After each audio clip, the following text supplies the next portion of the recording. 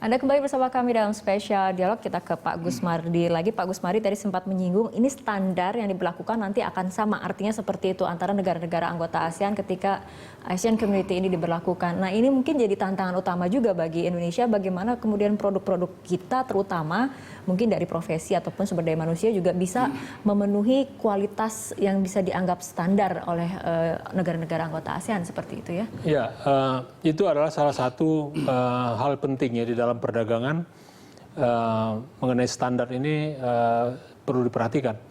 Karena standar ini kalau istilahnya di dalam ekonomi, dalam perdagangan itu adalah non-tarif barriers.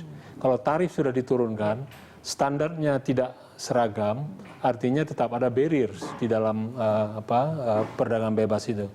Nah, oleh karena itu ada inisiatif tadi seperti cosmetic and pharmaceutical product itu standarnya disatukan. Jadi artinya ada suatu good manufacturing process yang bisa diterima oleh semua negara. Nah, artinya ini juga tergantung kepada kemampuan daripada industri itu sendiri.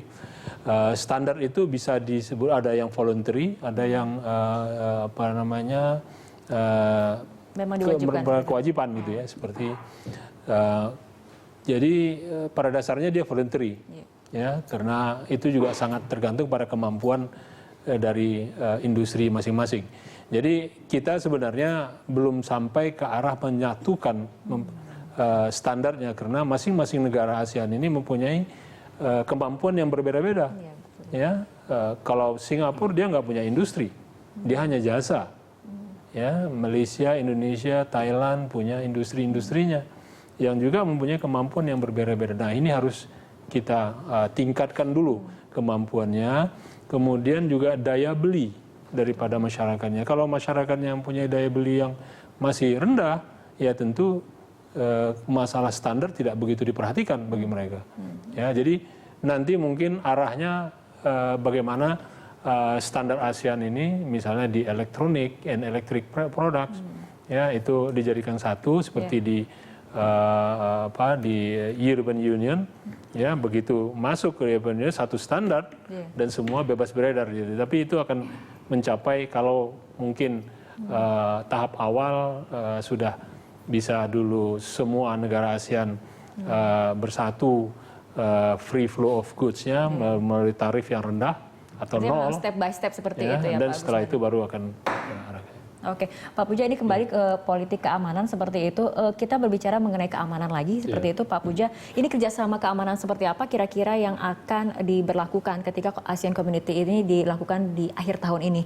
Kita ketahui misalnya kalau kita lihat Selat Malaka, ini kan jalur perdagangan yang sangat strategis seperti itu, tapi kita lihat masih banyak aksi kriminal ataupun masih banyak aksi kejahatan di daerah Selat Malaka itu. Apakah ada kerjasama antar negara nantinya, misalnya Indonesia, Malaysia, Singapura, Thailand seperti itu? Memang ada mekanismenya seperti di ASEAN Defense Minister ya, di pertemuan-pertemuan menteri-menteri pertahanan itu juga rutin bertemu.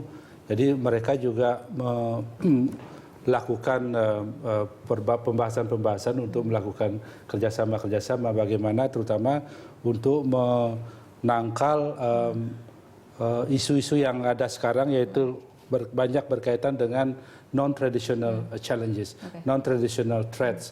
Karena ini yang muncul sekarang, terutama bagaimana menangkal terorisme, menangkal drugs, narkotika, kemudian juga trafficking in persons. Ini kegiatan-kegiatan kerjasama tersebut bukan hanya dibicarakan saja, tapi juga sudah mulai dilakukan kerjasama-kerjasamanya. Gitu. Baik, Pak Puja dan juga Pak Gusmardi, kita masih ada satu segmen terakhir, kita masih akan membahas hal ini, tapi kita ikuti jeda berikut terlebih dahulu. Pemirsa, spesial dialog akan kembali sesaat lagi.